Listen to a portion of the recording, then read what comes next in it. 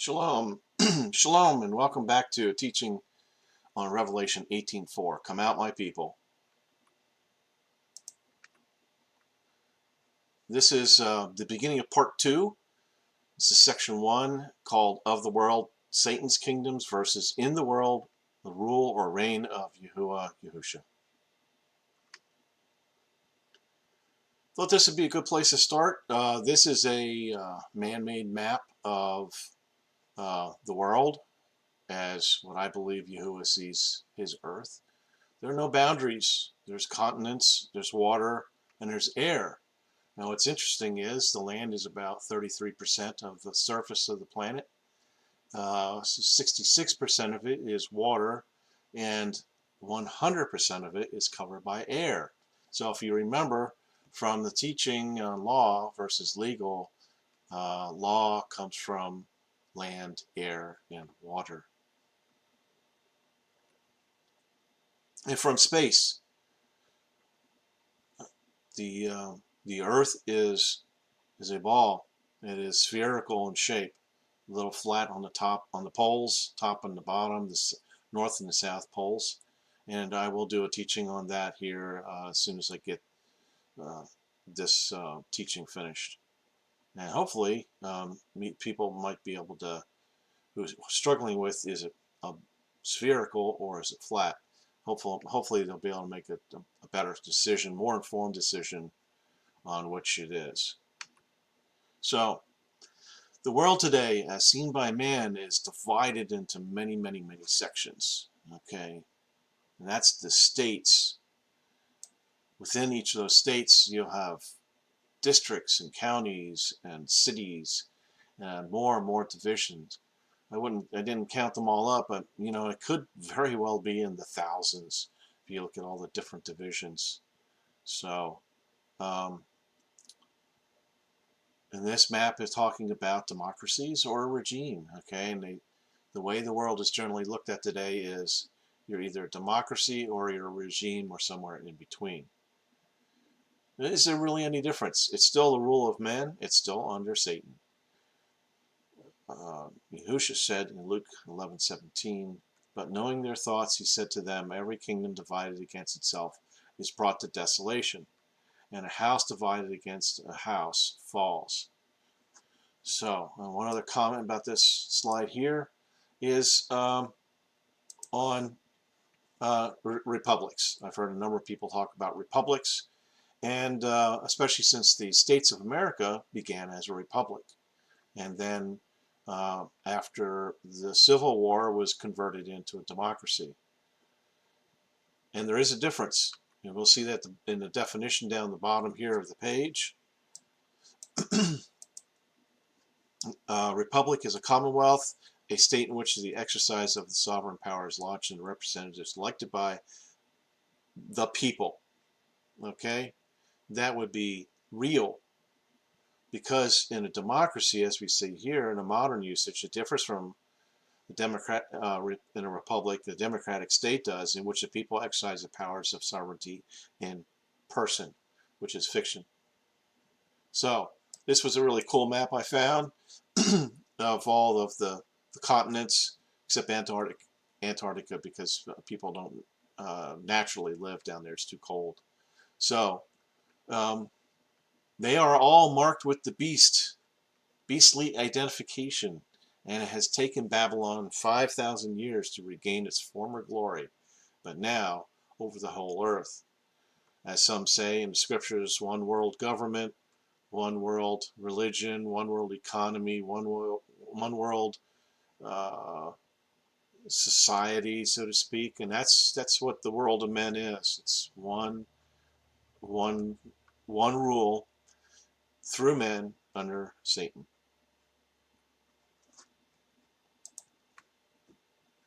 So how is all this dividedness accomplished?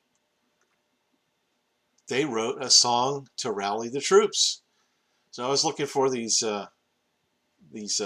pictures, and I found this really old print from 1917 of a song called "Make the World Safe for Democracy," and so I copied that here, and it really sums up what goes on, and that is worldly Babylonian kingdoms rise by blood and force. And then, when they run their course, and the people who made them, uh, like I've heard one of the mottos of the Freemasonic people is, we make governments, okay? They destroy them. They perish by fire and tyranny. And then they start all over, and they keep going around in circles, and it's like you never really get anywhere. But if you look at history from Babylon to modern day, all governments or rules of men, fictional governments that rise eventually fall. They rise to the top of the heap, and then they fall. They're overthrown.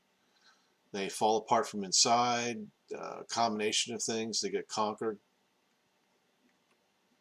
But the word of Yahuah Most High is the fountain of wisdom, and her ways are everlasting commandments. That is law. We can see today that evil is very well organized and demonstrates great intelligence through various pretended effects like costumes, flags, and anthems, and other man-made fictional eye, ear candy. So when I talk about costumes there, I'm talking about the three-piece suit, the business suit, which is really just a military uniform without the emblems on it. And go check it out. You'll see officers within the military, even the enlisted men, when they put on their Class A uniforms, it's a suit. All right? And the only difference are the little ribbons and patches all over the military, the actual military, active military. We could call that active because if you remember correctly from the teachings, the definitions of the word, federalism is commerce, and commerce is war. Throughout the earth, both Gentiles and saints are tricked into compliance to the rule of men, using well-honed mastery of sleight of hand and half-truths. Sometimes, evil even uses the word of Yahuah to accomplish its trickery. Was Satan trying to do the same thing with Yahusha through these temptations, just like he beguiled Adam? Luke chapter 4, 1 through 13.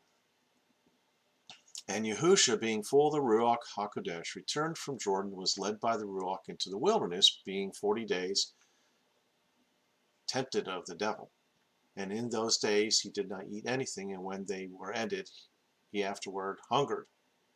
And the devil said unto him, If you be the Son of Elohim, command this stone that it be made bread. And Yahusha answered him, saying, It is written, that man shall not live by bread alone, but by every word of Yahuah. And the devil, taking him up to a high mountain, showed unto him the kingdoms of the Roman world in a moment of time. And the devil said unto him, All this power will I give you, and glory of them. For that is delivered unto me, and to whomsoever I will give it.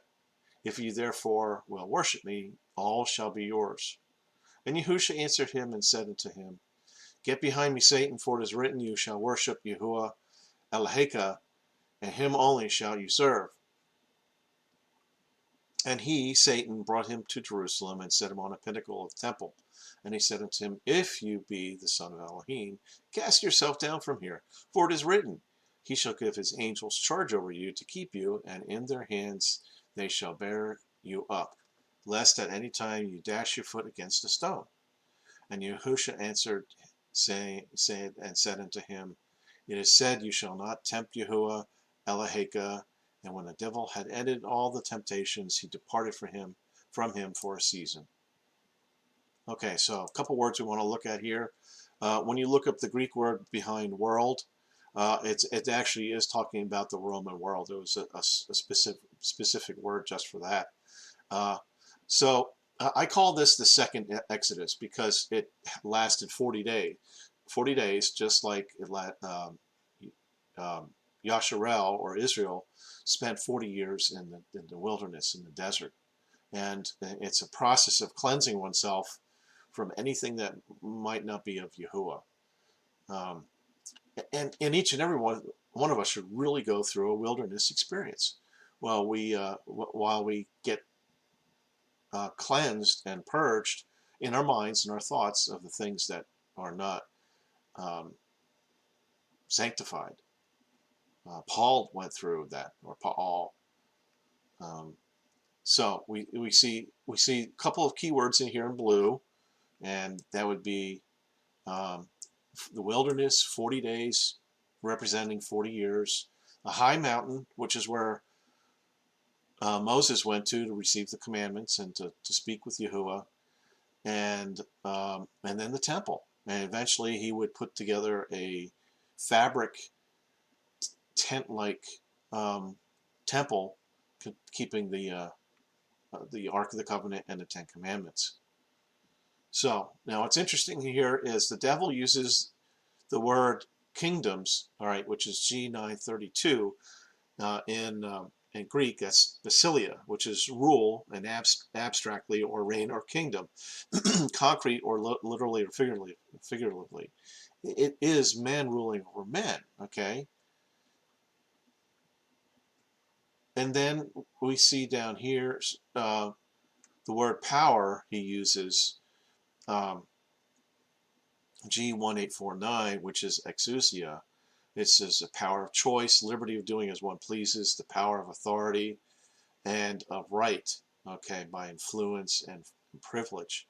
Okay, so whenever we see men ruling men, we'll see these two, we'll see exousia being used, the Greek word exousia, 1849. But whenever you see the power of the might or rule of Yahuah, we see the Greek word G1411, which is dunamis, which is strength, power, ability, inherent power. See the difference? There's power of choice, but then there's inherent power. Power residing in a thing by virtue of its nature. Power for performing miracles. Moral power, excellence of soul. Okay, so when men rule other men, their power comes from a source outside them. That would be a Yahuah. And what they're doing is they're using their power unrighteously and not the way it's supposed to be. But Yahuah himself and Yahusha is power. When you look up the word Elohim and translate it, it means power.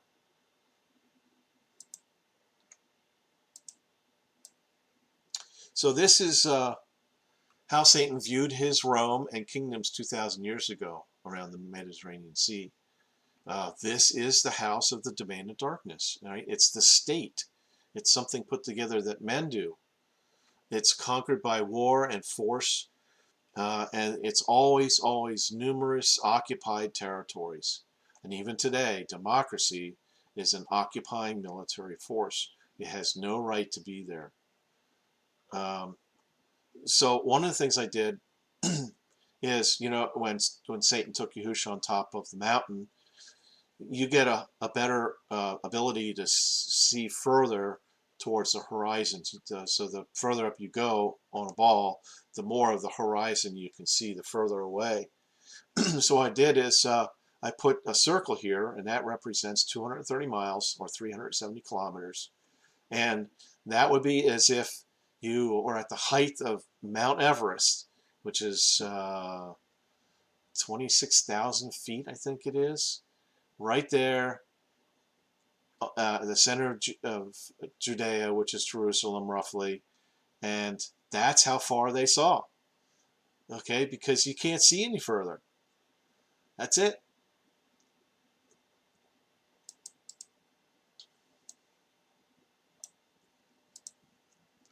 So, John 18. Now we're going to go forward here in a little bit of time.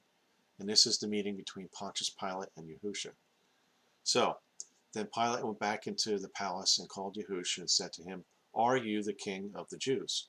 And Yahusha answered him, "Do you say this from yourself, or did others talk to you about me?" Pilate answered, "Am I a Jew? Your own people and chief priests have delivered you to me. What did you do?"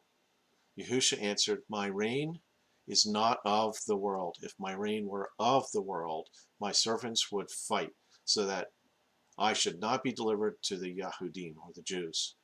But my reign but now my reign is not from here. That's a very interesting statement. It's not from here. All right. Then Pilate said unto him, You are a king then? Yahusha answered, You say it, because I am a king. For this I was born, and for this I have come into the world, that I should bear witness to the truth. Everyone who is of the truth hears my voice. So I'm going to start there with hears my voice. If you don't hear his voice, either by what's written in the scriptures or directly, are you really born again?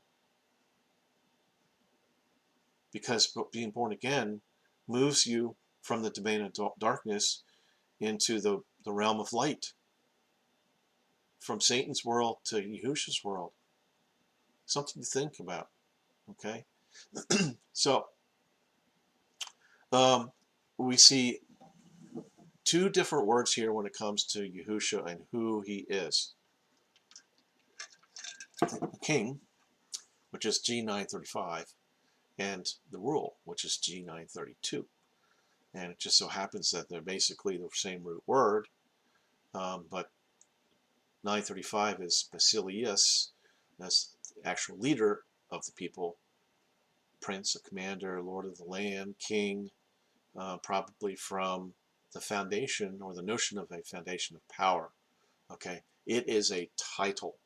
Okay, that's a title. All right, then Basilia is the actual rule itself or reign. It's the title in action. It's the title being manifested. Okay? So, twice Yahusha said, he talked about the title in action. And then once he talked about the title itself. So, of the world, in the world.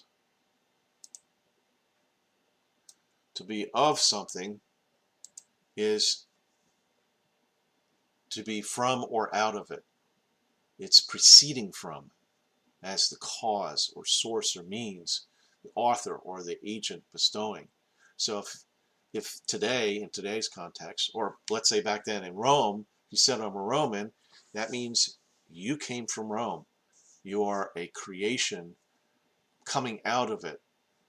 Today, if you said I'm Canadian, you're saying I come out of Canada. I'm a son of Canada, or a son of the States. Well, so you're saying is that's your origin. And we know from the first part of this teaching that these nations of men are fiction. So you're saying I'm fiction, which is why they require a fiction to be in it. And the same thing was going on in Rome. You had to have a fictitious name, a surname, to be able to be a Roman. Okay? So then, now we look at the word in, and in denotes presence or enclosed, surrounded by limits, as in a house, in a fort, in a city, or on a planet. It denotes a state of being mixed. So, like sugar and a tea, okay, the sugar is still sugar and the tea is still tea, but they're commingled. And so when Yahusha came here to basically re-announce his reign, he was mixed in with us, but he wasn't touched by us. So in other words, on the planet, but not of the planet, of that world. No, I'm sorry, I said that wrong. It was like he was here in the world, standing on it. Okay, and then so we go back to with Pontius Pilate. He represented the state. He also is in the world, but he is of the world of man. But Yahusha is of the world or the creation of Yahuah. So there's the difference. Is what's your source of? Where do you come from? And so if you say I'm Canadian, you're lying. It's a lie, because we're not made of a fiction. Truth doesn't come from fiction. Fictions come from truth. So it's getting language right and saying the right things. Okay, so why did he come when he did? Because of the timetable, which was laid out in Genesis verse 1 at 4,000 years. So that was 2,000 years ago. So why was set apart Yashar'el, or Israel, in the state of being of the world?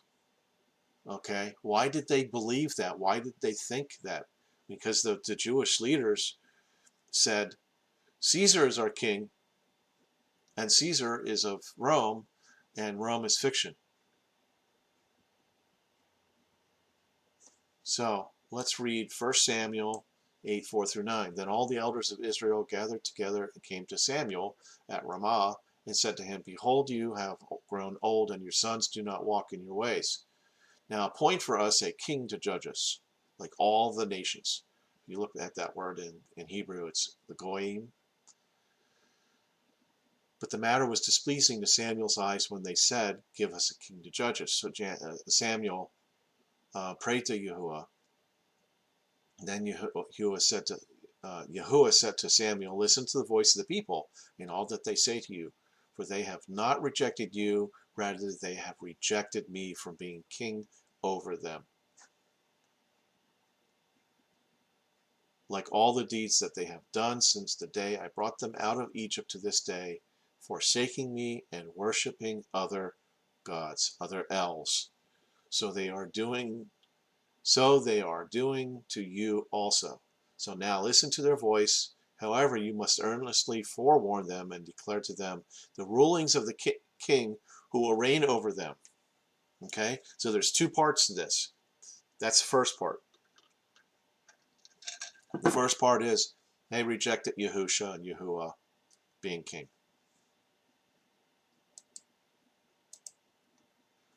And Samuel told all the words of Yahuah to the people who demanded a king of him. And he said, This will be the privilege of the king who shall reign over you, and he shall take at your sons and appoint them for himself, for his chariots and his horsemen, and they shall run before his chariots. And he will appoint commanders over thousands and commanders over 50s, and some to plow his ground and reap his harvest, and make his weapons of war and weapons for his chariots. And he will take your daughters to be perfumers and cooks and bakers, and he will take your fields and your vineyards and your olive yards, the best, and give them to his servants. And he will take the tenth of your seed. Oh, tenth? Oh, that's a tithe, isn't it? Sorry, I distracted there for a minute. And he will take a tenth of your seed and of your vineyards and give it to his eunuchs and to his servants. And he will take your male slaves and your slave girls and your finest young men and your asses and put them to his work. He will take the tenth of your sheep, there's that tithe again, and you shall be his servants. And you shall cry out on that day because of your king whom you have chosen for yourselves. And Yahuah will not answer you in that day. So, the cost of wanting a man to rule you is talked about in 1 Samuel chapter 8. It makes it 100% clear that there's a cost, there's debt. All right? And Yahuah's people who are saved have their debt canceled. So, you're falling back into the ways of the world. Yes, you can be saved and still be living in the world. I was for, 19 years, 18 years, almost 90% of my walk with Yahusha. So, that's why he calls this out. If anyone comes to me but does not hate his father and mother and wife and children and brothers and sisters, yes, and his own life also, he cannot be my disciple. And whoever does not bear his cross and come after me, he cannot be my disciple. For which of you intended to build a tower does not sit down and first count the cost, whether you may have enough to finish it, lest perhaps after he has laid the foundation and is not able to finish, all those seeing began to mock him, saying, "This man began to build and was not able to finish." Okay, so I put together a comparison here using the three characteristics that come out of Genesis chapter 1 in the first couple of commandments that were given of the first 10 commandments: identity, authority, and sustenance or property. Okay, so I'm going to let you go through these. It's submit. If you submit to the rule reign of Yahuah, then you get that column. And El of the living one.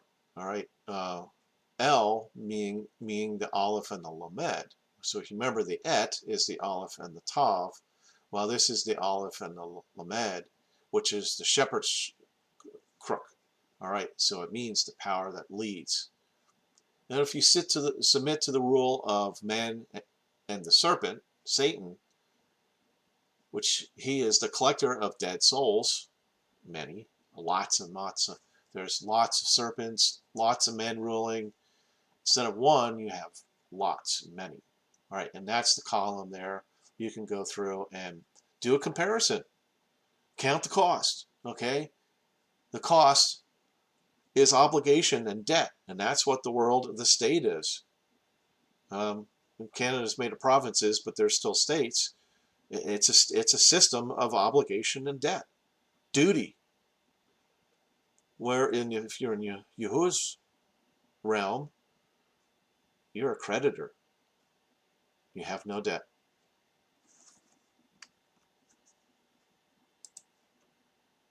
So let's finish up this section with where is the Yahusha's rule? Where is his rule? From that time, Yahusha began to preach and to say, "Repent, for the kingdom of heaven is at hand." So we know now that G932 Basilia, we can go back and check it, whichever one it is. That's the number. Really means a reign. So from that time, Yahusha began to preach and to say, "Repent, for the reign of heaven is at hand." All right, so at hand means if you stand up, stretch your hand out as far as you can, and spin around one time, with your hand out, that is where the reign and rule and kingdom of heaven is. You are at the center, and in the center of you, there's a throne. The question is, are you going to sit in it and do things your way, or are you going to let Yahusha, the real king, sit in it and let him rule and reign? That's the choice. World of men or Yahuah in the world. Thank you for joining today. Shalom, shalom, and a blessings to you and yours on this glorious reign of Yahuah.